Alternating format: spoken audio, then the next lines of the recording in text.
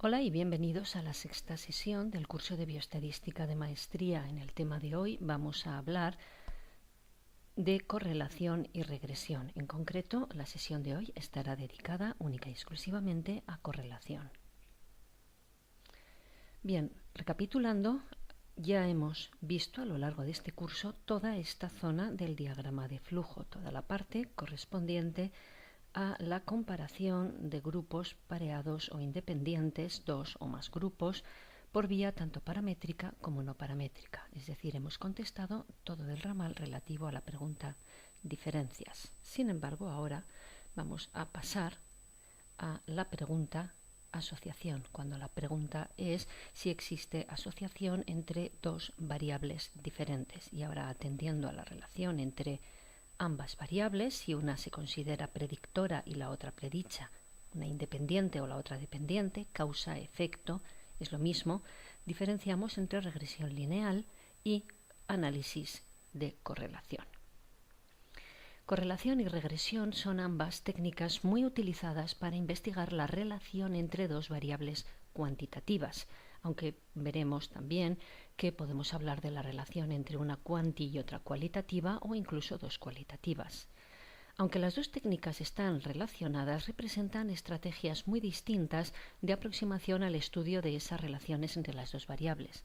Mientras que en la regresión el objetivo está centrado en la predicción de una de las variables, la dependiente o predicha o efecto, en función de la X, independiente, predictora o causa. En la correlación simplemente nuestro objetivo es estimar la intensidad de la asociación entre dos variables aleatorias.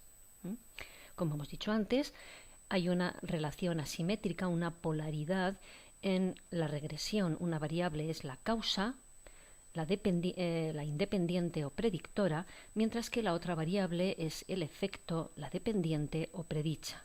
En la correlación, la relación entre las dos variables es simétrica, es decir, juegan roles intercambiables. La asociación de la variable X con la variable Y es idéntica a la asociación de la variable Y con la variable X, mientras que en la predicción, la ecuación que obtendremos de predicción de Y en función de X no es la misma que la que obtenemos de X en función de Y.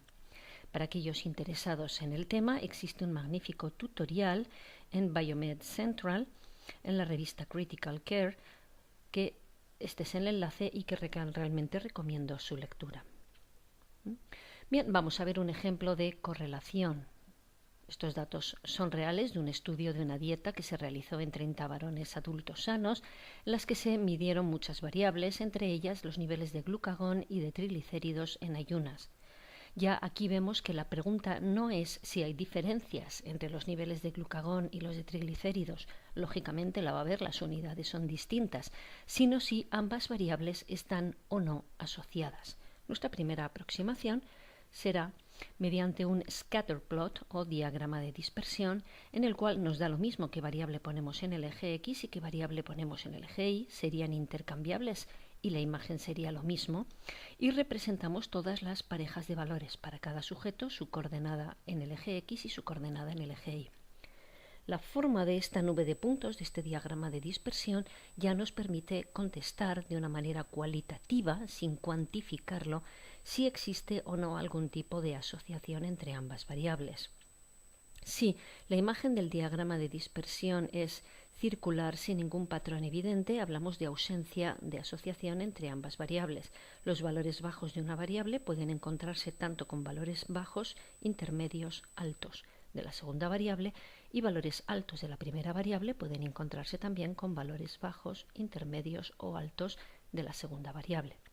Cuando tenemos asociación positiva, lo que encontramos es una cierta preferencia a que los valores bajos de una variable tienden a asociarse a valores bajos de la segunda variable, y los valores más altos de la primera variable tienden a asociarse también a valores altos de la segunda variable. En la asociación negativa ocurre lo contrario. Los valores bajos de la primera variable se encuentran preferentemente acompañados de valores altos de la segunda, mientras que los valores altos de la primera variable tienden a acompañarse preferentemente de valores bajos de la segunda variable. Si comparamos el diagrama de dispersión de los datos de glucagón contra triglicéridos Contra estos tres patrones ya observamos que existe una cierta asociación negativa. Ya sabemos que cuando los niveles de glucagón son altos, tienden a estar acompañados de niveles de triglicéridos bajos y viceversa. Pero la pregunta es, ¿cuán intensa es esa asociación? Aquí solo tenemos una imagen visual que nos dice que hay una cierta asociación y negativa, pero no sabemos cuánta. Necesitamos algún estadístico que nos ayude a cuantificar esa intensidad de la asociación. Y vamos a empezar por el primero, que es la covarianza.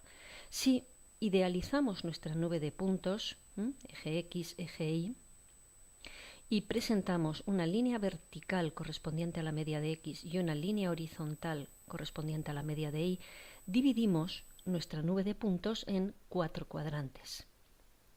Si ahora dentro de cada cuadrante calculamos el producto de la distancia de la coordenada X del punto en concreto a la media de X por la coordenada Y, a qué distancia está de la media de Y, encontramos que en el primer cuadrante estas dos cantidades son positivas porque el valor de X está a la derecha de la media, su diferencia es positiva, y el valor de Y está por encima de su media, por lo tanto la diferencia es también positiva. Todos los productos en este cuadrante van a ser positivos. Cuando vamos al segundo cuadrante, nos encontramos que los valores de X están por debajo de la media, por lo tanto, la distancia X menos X media será una cantidad negativa. Y, puesto que el valor de Y está por encima de su media, la distancia Y menos Y media será una cantidad positiva. En este segundo cuadrante, todos los posibles productos X menos X media por Y menos Y media serán cantidades negativas. En el tercer cuadrante, puesto que tanto la coordenada X como la coordenada Y están por debajo de sus respectivas medias, el producto de menos por menos es una cantidad positiva en el tercer cuadrante, como en el primero, los productos son también positivos. Y en el cuarto cuadrante, aunque los valores de X están por encima de la media, por lo que la diferencia es positiva, los valores de Y están por debajo de la media, por lo que su diferencia es negativa y el producto vuelve a ser nuevamente negativo. Si yo ahora para toda mi nube de puntos sumo todos estos productos y los promedio, pero como en el caso de la varianza, en vez de dividiendo por el tamaño muestral, lo divido por los grados de libertad para que sea un estimador insesgado, el estadístico que obtengo es la covarianza de esa muestra, que nos indica el valor promedio del producto X menos X media por Y menos Y media. ¿Qué valores puede tomar la covarianza? Supongamos que tenemos una nube de puntos con asociación positiva. Vemos que predominan los puntos que se sitúan en los cuadrantes 1 y 3, es decir, tendremos una mayoría de productos positivos, y hay muy pocos puntos que estén en los cuadrantes 2 y 4. Tendremos pocos puntos negativos. Es decir, en el caso de tener asociación positiva, la covarianza será positiva, porque estará formada por un sumatorio de puntos mayoritariamente positivos. Por el contrario, cuando la asociación es negativa, tenemos una mayoría de puntos en los cuadrantes 2 y 4, es decir, tenemos que predominan los productos negativos y tenemos muy pocos productos positivos. El resultado es que nuestra covarianza estará formada por un numerador que será principalmente suma de valores negativos. La covarianza es negativa cuando tenemos una imagen de asociación negativa en nuestra nube de puntos. Y por último, cuando nuestra nube de puntos se reparte de manera equilibrada por los 4 cuadrantes, tenemos la misma cantidad de productos positivos que de productos negativos, el resultado global será un sumatorio muy cercano a 0, es decir, en ausencia de asociación, la covarianza tiende a valer 0. Luego ya tenemos un estadístico de codispersión, de cómo varían conjuntamente dos variables. La covarianza será positiva y más grande cuanto mayor sea la asociación positiva entre dos variables. La covarianza será negativa y mayor en valor absoluto cuanto más intensa sea la asociación negativa entre dos variables, y la covarianza valdrá 0 en los casos en los que no haya asociación entre dos variables. Desafortunadamente, la covarianza tiene un pequeño hándicap y es que depende de las unidades de X y de Y, de manera que yo no puedo comparar covarianzas de variables diferentes. Lo que necesitamos es estandarizar la covarianza y volverla dimensional. ¿Cómo? Si a la covarianza la dividimos por la desviación típica de X y la desviación típica de Y, se nos cancelarán las unidades y obtendremos un coeficiente adimensional llamado coeficiente de correlación producto-momento de Pearson, que tiene las siguientes características. Es simétrico. Si yo llamo X al glucagón e Y a los triglicéridos, el coeficiente de correlación que me sale es idéntico que si llamo X a los triglicéridos e Y al glucagón. Puedo intercambiar el papel de las dos variables y el coeficiente de correlación valdrá exactamente lo mismo. Nos mide la intensidad de la relación a lo largo de una línea recta. Es, como hemos mencionado antes, adimensional y se puede demostrar que está comprendido entre -1 y 1, de manera que su valor nulo es 0 y en valor absoluto podemos interpretar la siguiente magnitud de efecto. Cualquier coeficiente de correlación entre 0 y 0,1 nos habla de correlaciones triviales, muy pequeñas, insustanciales, prácticamente nulas o inexistentes. Correlaciones de 0,1 a 0,3 son correlaciones débiles o bajas. De 0,3 a 0,5 hablamos de correlación moderada. De 0,5 a 0,7 hablaríamos de correlación grande. De 0,7 a 0,9 de correlación muy elevada y por encima de 0,9 una correlación prácticamente perfecta. Luego nos permite no solo establecer el tipo de asociación, sino cuantificarla y ponerle el adjetivo de trivial, pequeña, moderada, grande, elevada o perfecta. Y el signo nos informa del tipo de asociación. La correlación será negativa, ya que la covarianza es negativa, cuando la asociación es negativa. La correlación será cercana a 0 cuando no haya asociación entre las variables y la correlación será mayor que 0, ya que la covarianza será superior a 0 en el caso de la asociación positiva. Vamos ahora a cuantificar la correlación entre el glucagón y los triglicéridos usando Stata. Vamos a plantear, como no, un test de hipótesis que va a establecer esta siguiente dicotomía. Hipótesis nula: no existe asociación entre ambas variables. Esta muestra proviene de una población en la que la magnitud de la correlación entre las dos variables es nula, son independientes. Frente a la alternativa, la correlación es distinta de 0, sí que existe asociación entre las dos variables. Esta muestra proviene de una población en la que existe un cierto grado de dependencia entre las dos variables. Cuando le pedimos a Stata que nos presente el coeficiente de correlación, vemos ahora que vale menos 0,68, es decir, a la imagen de asociación negativa que teníamos antes le podemos añadir la intensidad de la asociación. Es una correlación elevada y negativa entre ambas variables. Este coeficiente de correlación puede ser acompañado también de un intervalo de confianza. Hemos estado todo el curso hablando de la importancia de los intervalos de confianza como acompañantes de los estadísticos, que nos dice que extrapolando a la población origen de la muestra, la verdadera correlación entre triglicéridos y glucagón es una cantidad desconocida que estimamos puntualmente como menos 0,68, pero que con una confianza del 95% está incluida entre menos 0,84 y menos 0,43. Vemos que, aunque aquí tenemos una prueba de significación que nos permite rechazar la hipótesis nula, esta misma información ya la obteníamos con el intervalo de confianza. No incluye entre sus límites al 0, es decir, está implícitamente rechazando a la hipótesis nula.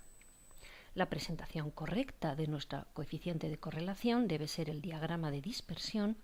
El valor del coeficiente de correlación, redondeado a 2 decimales, es más que suficiente, con su intervalo de confianza, y si así lo deseamos, podemos añadir la significación estadística, aunque repito que la información está perfectamente incluida en el intervalo de confianza. ¿Por qué es importante añadir siempre el diagrama de dispersión y no quedarnos única y exclusivamente con el valor del coeficiente de correlación? Bien, ya hace varios años, en el 73, Anscombe publicó un artículo en el que presentaba 4 pequeñas bases de datos artificiales llamadas el cuarteto de Anscombe, que sirven muy bien para ilustrar la importancia del diagrama de dispersión. Un rápido vistazo, sin examinar muy a fondo las 4 bases de datos, nos muestra que tienen idénticos estadísticos, media y desviación típica para la variable X y la variable Y son idénticas e incluso el coeficiente de correlación es idéntica en 4. Podría parecer que las 4 bases de datos provienen de la misma población y nos están reflejando el mismo fenómeno, pero nada más lejos. Cuando las representamos gráficamente, podemos comprobar que en el primer caso, el coeficiente de correlación nos está midiendo correctamente qué es lo que ocurre. Mientras que aquí lo que tenemos es una relación curvilínea muy marcada que queda mal descrita por el coeficiente de correlación. Aquí lo mismo, tenemos una relación estrictamente lineal, pero con un outlier.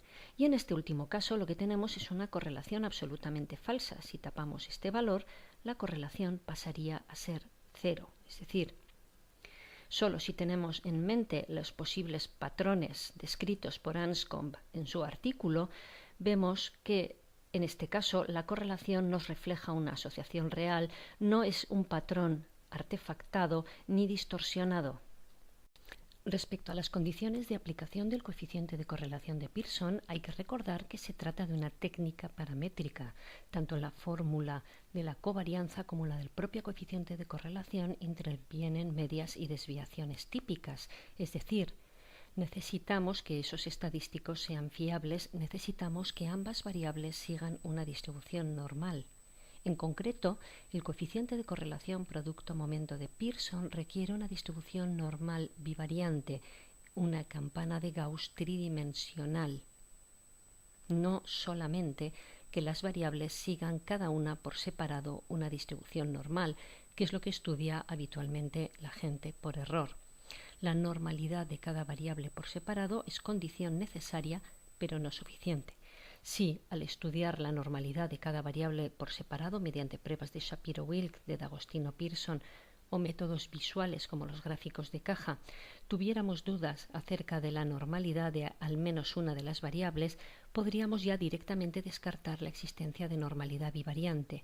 Pero el hecho de que las variables por separado sigan una distribución normal no implica que tengamos normalidad bivariante. Para eso necesitamos pruebas formales como la que tiene incluida Stata en el comando mvTestNormality, Multivariable Test Normality. Si yo introduzco solamente 2 variables, se convierte en un test de normalidad bivariante. Si pongo 3 o más variables, se convertirá en un test de normalidad multivariante que ya no tiene representación gráfica en 3 dimensiones que nosotros podamos entender.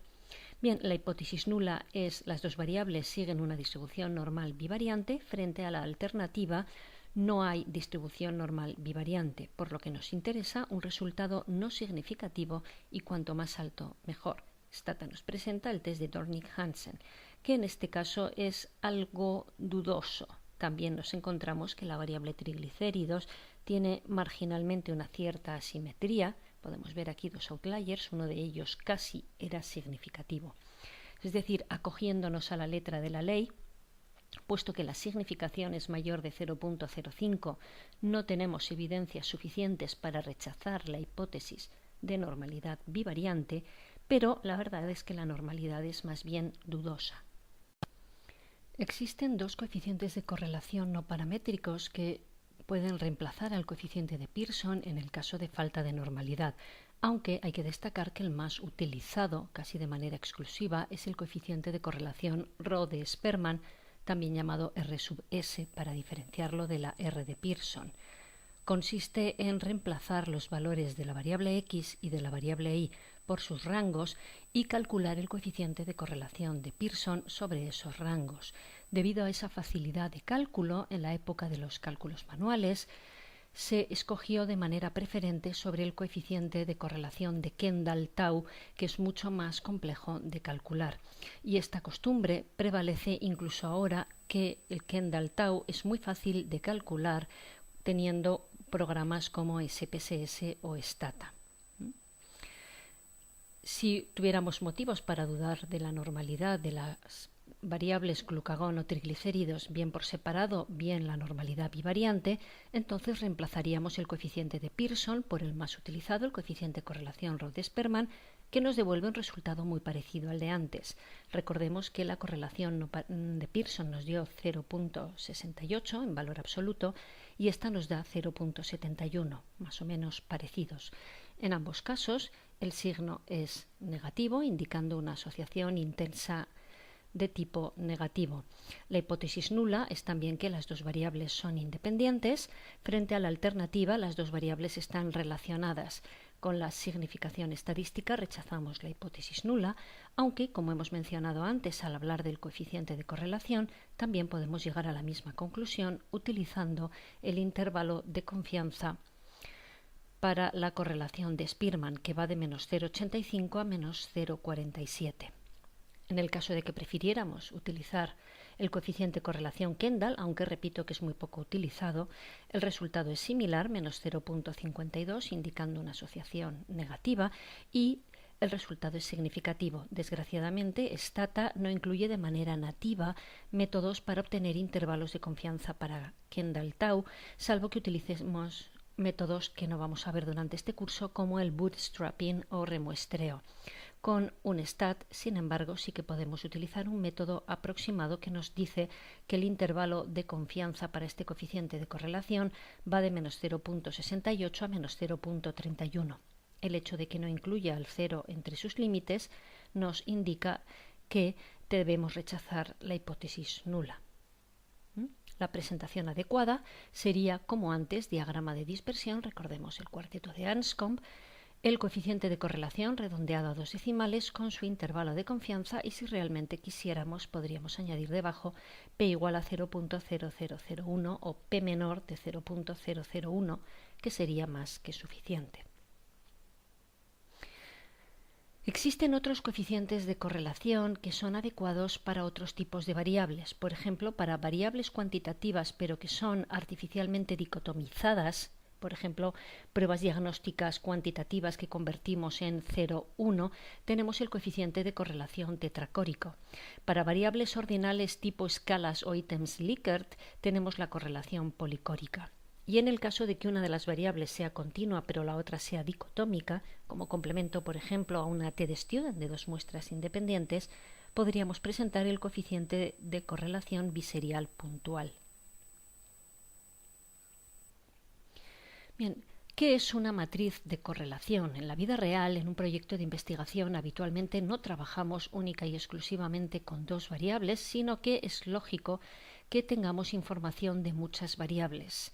¿De qué manera podemos presentar la información de las correlaciones de todas las variables por parejas? Pues bueno, en una pequeña tabla que tiene tantas filas y columnas como variables estemos estudiando. La diagonal, lógicamente, está formada por unos, porque la correlación de una variable con ella misma es perfecta, pero no tiene ningún tipo de interpretación biológica. Y fuera de la diagonal tenemos las correlaciones de cada variable con las demás. Evidentemente, esta diagonal actúa también como un eje de simetría, porque la correlación de la glucosa con los triglicéridos es lo mismo que los triglicéridos con la glucosa. Recordemos que el coeficiente de correlación es simétrico. Bastaría con que presentáramos solamente la mitad superior o la mitad inferior de la matriz de correlaciones y estaría toda la información completa. Bien, una matriz de correlaciones nos permite examinar de manera rápida todos los coeficientes para ver algo que nos llame la atención. Por ejemplo, debería llamarnos la atención esta correlación inusualmente alta entre los triglicéridos y el colesterol VLDL, hecho que es más evidente todavía si utilizamos un gráfico de dispersión matricial que presenta exactamente la misma información que el coeficiente, pero de manera gráfica. Vemos que los puntos se sitúan a lo largo de una línea recta. Reconozco que la primera vez que me encontré con estos datos tuve que repasar un poquito mi bioquímica para acordarme de qué es lo que tenía entre manos. No es lógico, no es creíble que la correlación entre los triglicéridos y el colesterol VLDL sea perfecta. Así que si recordamos, las partículas de colesterol VLDL llevan triglicéridos dentro de ella como parte de su composición. Así que podríamos pensar que esta relación tan intensa es debido a que viajan juntas en el mismo tipo de partículas. El colesterol VLDL contiene los triglicéridos séricos. Sin embargo, la realidad es diferente. Friedewald en el año 72 presentó una fórmula en la que decía que el colesterol VLDL se podía estimar aproximadamente como la cifra de triglicéridos dividido por 2 por 21. Esto es si las unidades son en milimoles litro. Si son en miligramos decilitro, la fórmula es incluso más sencilla, triglicéridos partido por 5. Y esta fórmula es válida siempre que la cantidad de triglicéridos sea inferior a unos 400 miligramos decilitro. Es decir, que esta correlación que estamos viendo aquí no es un fenómeno biológico, es el resultado de que el colesterol VLDL se ha estimado mediante un cambio de escala lineal dividiendo los triglicéridos por una constante. La relación que estamos viendo es matemática, no es bioquímica. De hecho, la fórmula completa de Friedewald también debería recordarnos que el colesterol LDL no lo hemos medido, sino que se estima como colesterol total menos colesterol HDL menos colesterol VLDL, que a su vez es estimado a través de los triglicéridos. Por lo tanto, en esta base de datos ni el colesterol LDL ni el colesterol VLDL han sido realmente medidos de manera independiente. Se han obtenido por cambios de escala y operaciones matemáticas sencillas a partir de otras variables. Es decir, esto es un artefacto matemático y no un fenómeno bioquímico.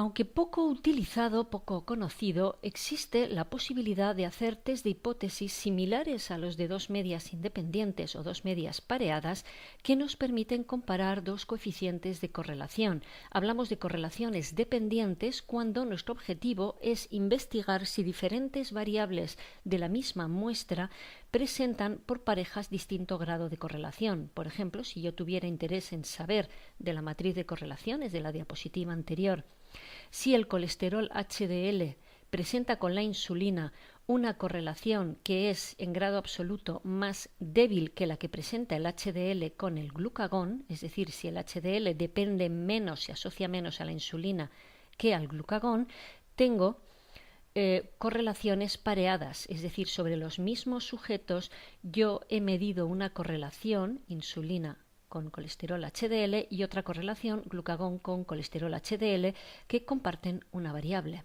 el colesterol HDL.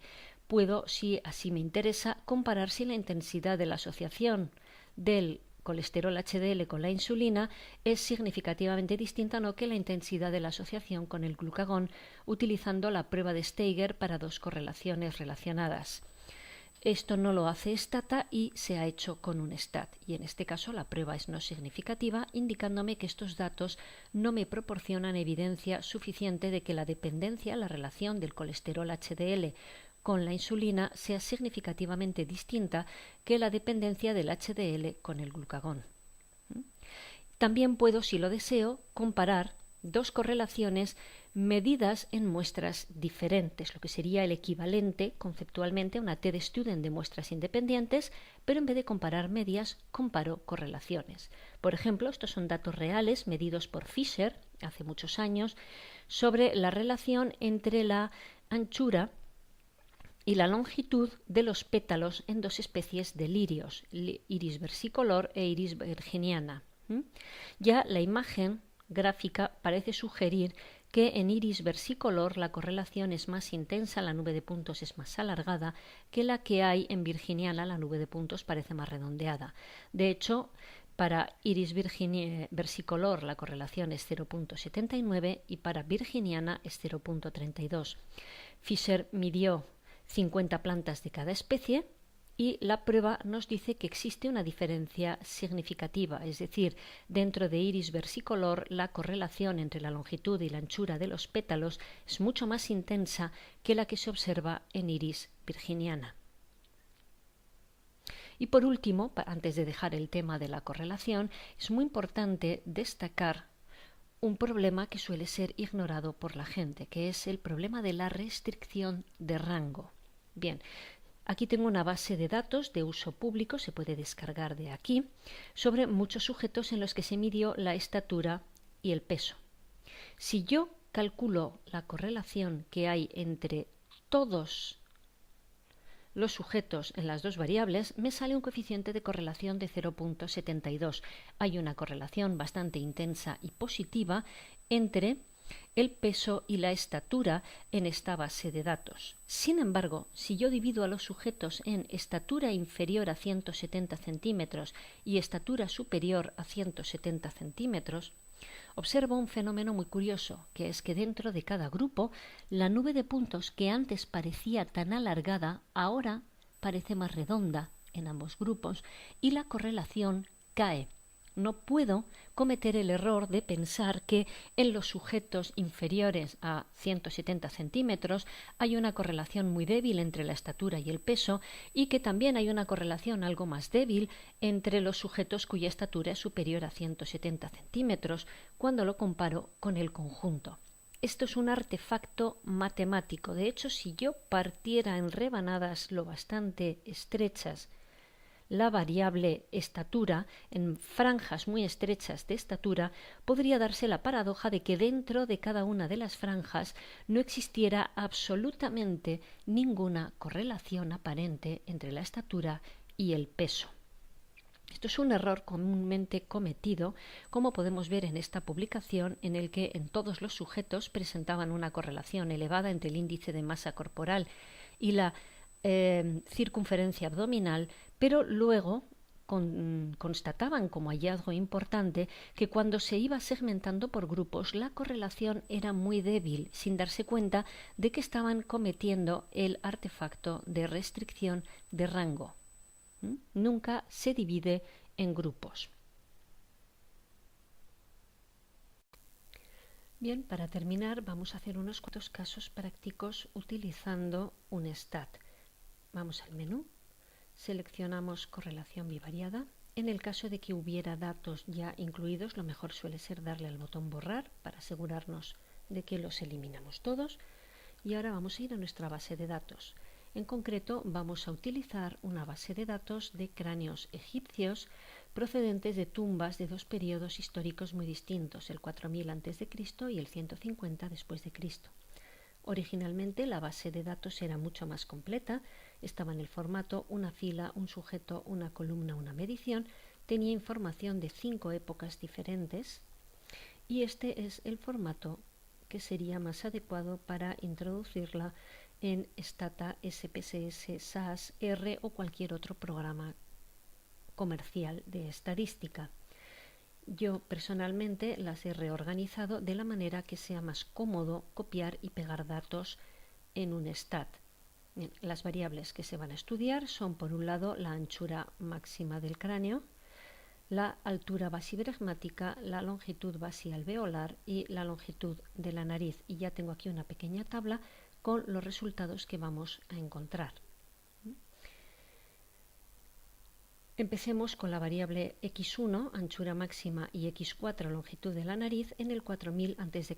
Vemos aquí que la correlación nos tiene que salir, correlación de Pearson, 0,51.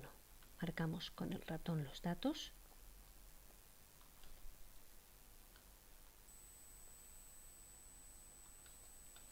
Los copiamos. Volvemos a un stat y le damos a pegado especial para evitar estropear los formatos. Pasado un instante, cuando los datos se han copiado, aparece automáticamente toda la información relevante. Por un lado, para la variable x1, anchura máxima, nada nos sugiere un fallo en la normalidad, no hay ningún outlier, todas las pruebas son claramente no significativas. Para la variable x4, longitud de la nariz, lo mismo. Ninguna de las 4 pruebas de normalidad es significativa, no tenemos outliers. Los gráficos QQ no muestran ningún patrón de curvatura o en forma de S que sugiera fallos en la normalidad. Y como última verificación visual podemos pedir un boxplot que nos muestra que no hay efectivamente ningún outlier. Y aunque los datos no son perfectos, la normalidad no falla de manera importante. De todas maneras, recordemos que en el caso de la correlación de Pearson no es suficiente con la normalidad de cada variable por separado. Es condición necesaria, pero no suficiente. Es decir, una vez que hemos confirmado que cada variable parece seguir una distribución normal, avanzamos hasta una serie de pruebas que tenemos de normalidad bivariante. En vez del test de Dornick-Hansen, que es lo que nos presentaba Stata, un STAT presenta uno un poco más sencillo de programar, que son las pruebas de Small, que son muy parecidas a las de Dornick-Hansen. Nos presenta una prueba de normalidad bivariante, otra de kurtosis bivariante y una prueba global, una prueba ómnibus de normalidad bivariante. La hipótesis nula es: los datos provienen de una población con normalidad bivariante. Frente a la alternativa, no se cumple la condición de normalidad bivariante. El valor de P es incluso inusualmente alto. Nada en nuestros datos sugiere un fallo en la normalidad. Como acompañamiento visual, un STAT presenta también un par de gráficos que pueden ser útiles. Por un lado, el gráfico de anillos elípticos, que nos indica que si una distribución es normal bivariante, el 95% de los puntos deberían estar situadas dentro de la elipse limitada por la línea discontinua de color azul. Solo un 5% de los datos, en este caso solamente uno de los 30, sería legítimo que estuviera fuera de ese anillo elíptico. Y un poco más afuera tenemos un segundo anillo de color rojo que nos indica datos que tendrían una probabilidad menor del 1% de ocurrir bajo la hipótesis de normalidad bivariante. El hallazgo de puntos fuera de la línea roja nos sugiere la presencia de datos muy inusuales incompatibles con la normalidad bivariante. En este caso no tenemos ningún outlier bivariante, solo un punto que tiene una probabilidad menor del 5%, pero que es esperable en una muestra de tamaño 30, por lo que este gráfico nos da una imagen visual de normalidad bivariante. Y también tenemos lo que se llama el test line, que en realidad, aunque ponga que se llama test, es también una prueba visual.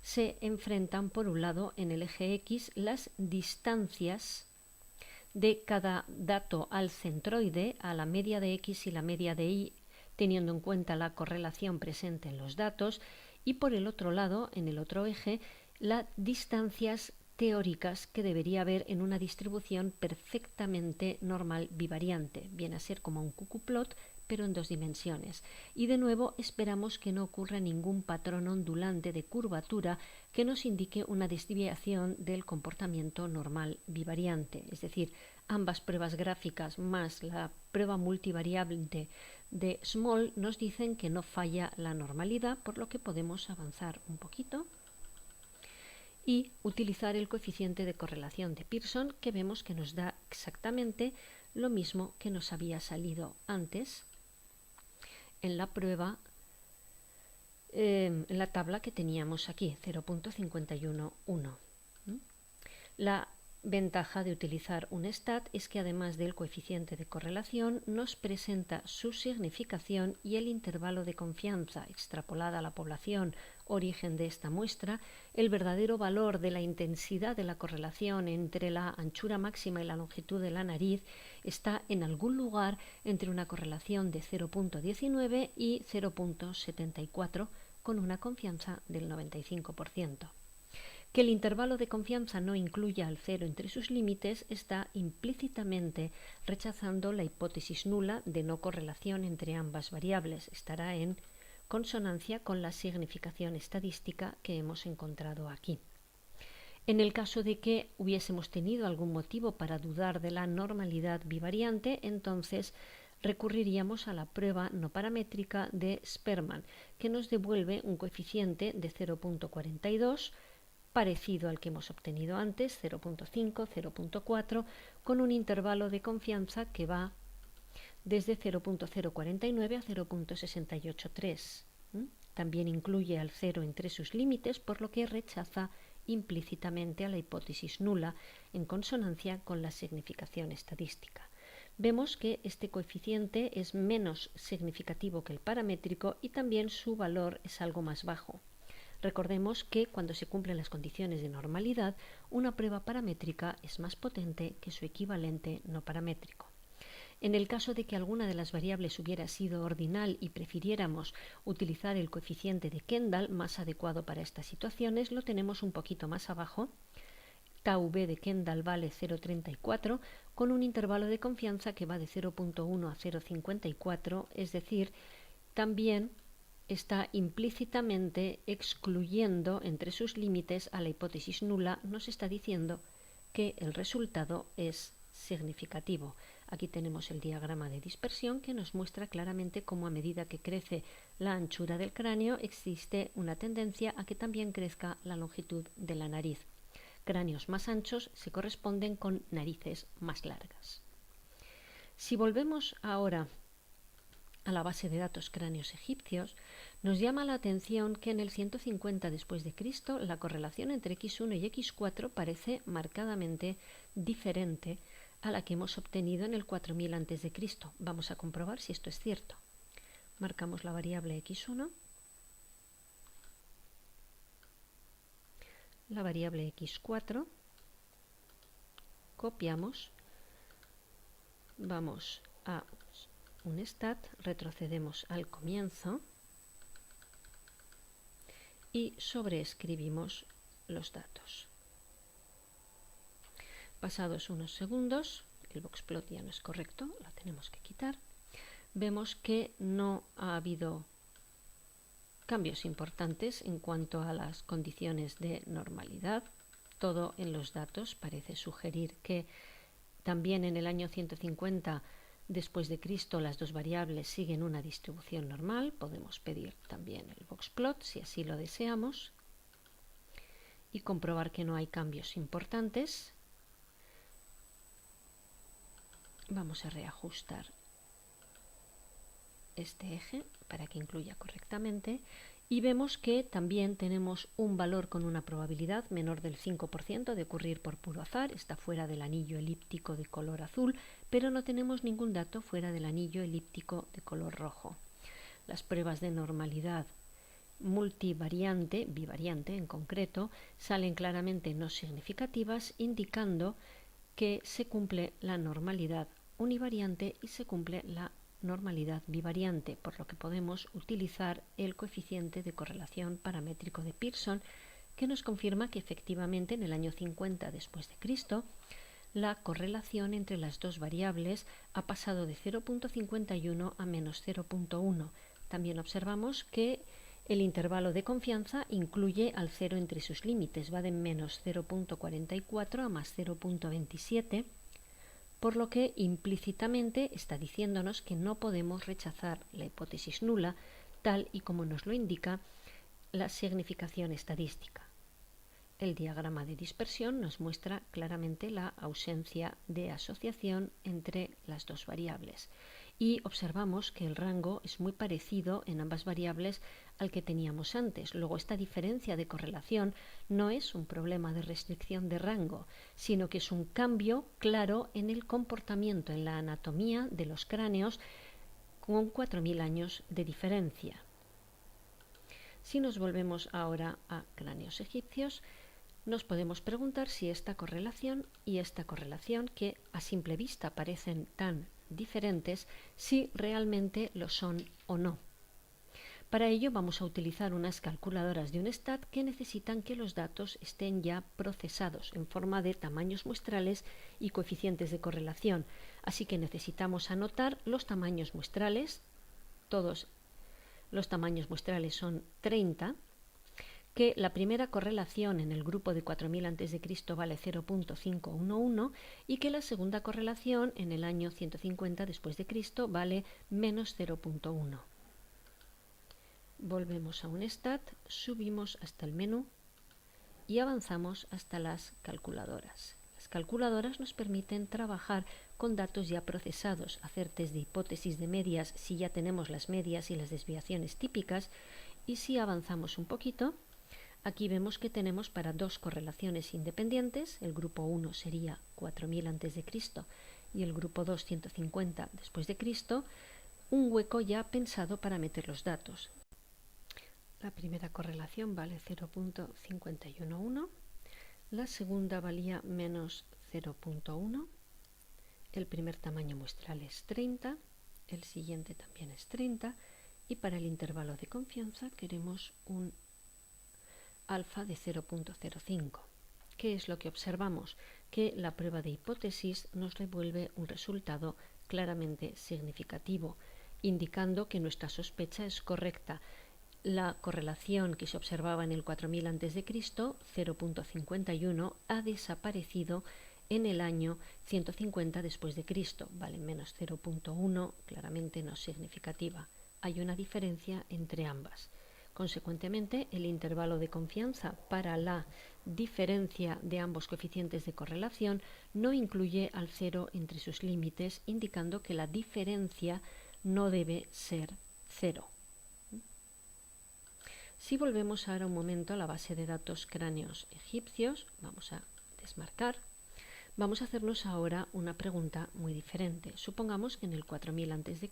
estamos interesados en ver si la correlación entre la variable x1 y la x3 es igual a la correlación entre la variable x1 y x4, es decir, si x1 y x3 tienen la misma correlación que x1 y x4.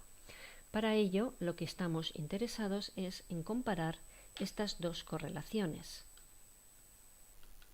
Vemos que, a diferencia del caso anterior, ahora estamos trabajando dentro de la misma muestra, luego estamos trabajando con correlaciones dependientes. Queremos ver si x1 y x3 tiene una correlación significativamente diferente que x1 y x4. Supongamos que a priori mantenemos la hipótesis que por la anatomía craneana x1 y x4 deberían estar muchísimo más relacionadas que x1 y x3, que la mandíbula es mucho más variable que la relación que hay entre la anchura del cráneo y la longitud de la nariz.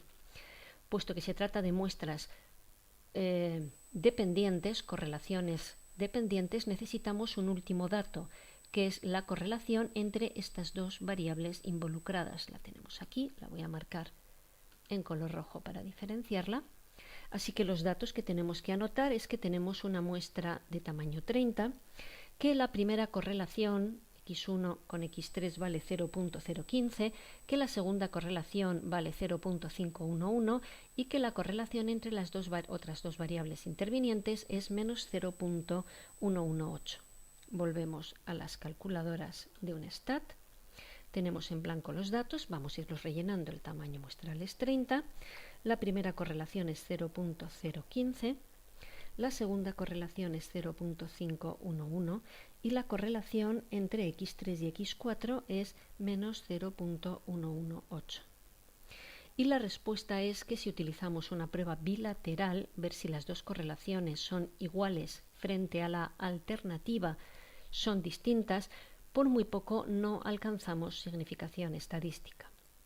Si a priori teníamos evidencias sólidas para decidir que queríamos una prueba unilateral, es decir, teníamos evidencias anatómicas para sospechar que la correlación entre la anchura de la cabeza y la longitud de la nariz debía ser muy superior a la correlación entre la anchura de la cabeza y la longitud de la mandíbula, entonces podemos plantear un test de una cola y alcanzar una conclusión estadísticamente significativa.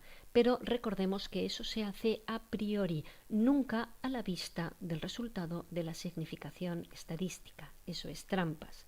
Es decir, volviendo a nuestra base de datos, hemos comprobado que esta correlación y esta eran significativamente diferentes, y si a priori queríamos demostrar que la correlación entre la anchura del cráneo y la longitud de la nariz debía ser superior a la correlación que hay entre la anchura del cráneo y la longitud de la mandíbula, entonces con una prueba unilateral demostramos que estas dos correlaciones son también significativamente diferentes.